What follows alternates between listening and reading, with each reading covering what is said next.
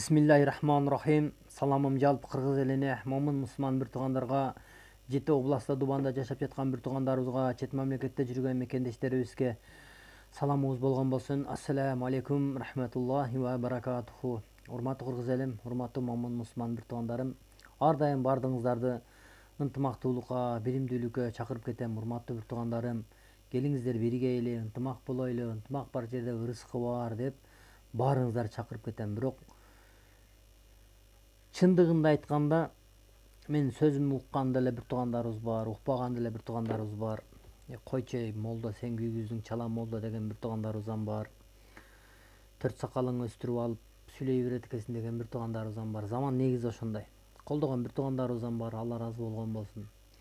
Ошо мен төрт сакал деп, таксыр деп шылдыңдап аткан бир туугандарыбызга дагы Алла Таалахым жүрөктөрүнө хидият нурун берген болсун. Бул төрт сакал эмес, бул жерде көк үчтүк турат. Бул жерде периште болот, урматтуу бир туугандарым.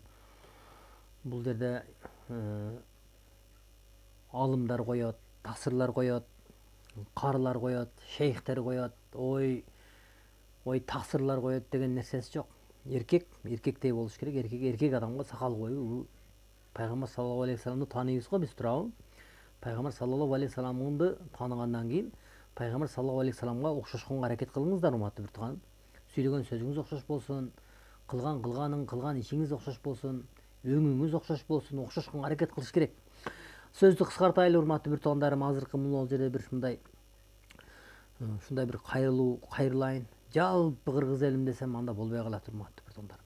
Жанагы саясатта жүргөн, интернет тармактарына чыгып аткан бир туугандарым, Сады Нуркожоевду колдоп бул жактан чыгып аткан бир туугандарым, нарактан дагы Адахан Кимсанбаевдин атын айтпай колдоп аткан ал бир туугандарым, 6-га, 7-ге, 8-ге бөлүнүп ар түрлүү сайттарды чыгарган бир туугандарым, ошону колдогон бир туугандарыма кайрылат элем.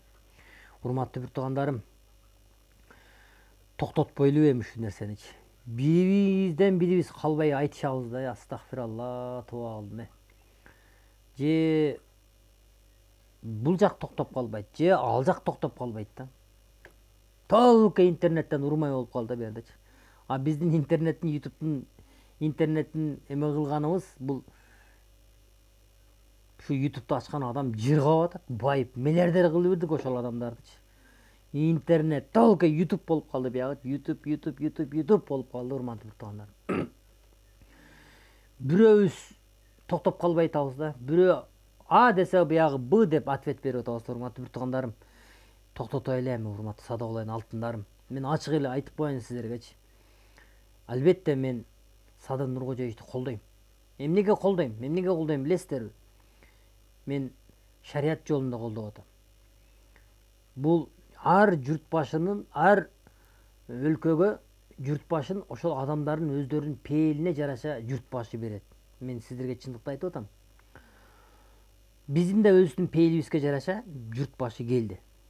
Урматтуу бир туугандарым, бул президенттерге, журтбаштарына, ошо алымдарга Аллах Таалахтын көлөкөсү түшүп турат, көлөкөсүндө турат Аллах Таалахтынчы. Ошон үчүн мен биздин журтбашын колдойм. Кайсы президент келсе да колдойм. Себеби журтбашы бул биздин пайгамбарыбыз айткан. Бул эмелерге баш ийүү бар да, журтбашыларга. Анан кийин кээ бирки бир туугандарыбыз мындай башкача колдоп алабыз да. Кээ бирки бир туугандарыбыз ошим чектенен чыгып кеткендей кылып колдойсуңар да. Түбөлүктү бир гана Алла гана болот, урматтуу бир туугандар. Ушуну билип алгылачы. Түбөлүктү деп сүйлөбөгүлөчү, сураңыз силерденчи. Түбөлүктү бир гана Аллага гана татыктуу. Алладан башка эч кимге татыктуу эмес. Адамдар жөн эле макулук, биз жөн эле бир себепкер адам. Ошо биздин азыркы президентибиз да жөн эле себепкер. Ана Таала биз Алладан дуба кылып сураган болсок, Алла Таалахым ал адамдын жүрөгүнө хидият нурун берип, толугу менен ишеним салып отурган болсо, ушундай эле өнүгүп кетебиз Кыргызстанчы. Кээ бирки биздин бир туугандарыбыз айтат, нааразы да, ушу жашап келген жашоосуна көп бир туугандарыбыз нааразы. Көп бир туугандарыбыз ыраазы. Неге нааразы? Кыргызстан дейт, не дейт? Көп бир туугандар ушундай дежурный сөз болуп калды да. Кыргызстанды 30 жыл ылайга батырган бийлик депчи. Бир тууганым, садыгулайын кыргыз элим. Ошо 30 жыл Алла Таалам сизге өмүр берип 30 жыл ушул күндөрдү ушул күнгө алып келип койгон. Аллага шүгүрлөрдү кылбайсызбы, наразы болбой? 30 жыл Кыргызстанды кризис кылып, Кыргызстанды ылайга чөктүрдү деп сүйлөп атабыз, Бул негизинде туура эмес, урматтуу Бутхан. Ошо 30 жыл жашап келдиңиз, Алла Таалам сизди 30 жыл өмүр берди. Эмне үчүн Алла Таалага шүгүр кылбайсыз? Барына да, жогуна да шүгүр кылыңыз. Чындыгын айтканда, 30 жылда Кыргызстан ылайга баткан жок. Кыргызстан неси ылайга батты? Түшүнүп алайлы. Кыргызстан өкмөтү ылайга батты. Кризис. Өкмөт кембагал, эл бай. Шүгүр дейли, урматтуу Бутхандарым, карапайым элим. Садыгулайын алтындарым. Каалаган жагыңарга барып атасыңар. Каалаган жагыңарга барып ойноп атасыңар. Каалаган жагыңар кафеңерге барып атасыңар. Анын 30 жылда ылайга баткан адам миллиондоп акчаларды чачып той өткөрөбү? Өзүңөр ойлоп көргүлө мындай эле нерсеничи. Той өткөрөбү? Өткөрбөйт. Азыр ресторандарга барсаң, кәми 600 миң, 700 миң акча кетирип өткөрүп атышат. Анан кризис, кайгана кризис. Бизде өкмөт ылайга батты, өкмөт. А бизде эл бай. Азыр мен үйүмдө жок деген адамдын үйүндө бир машина бар. Эчтеке жок деген адамдын үйүндө бир уyu бар. Саан уyu бар. Ошого шүгүр келтирип жашабайлыбы?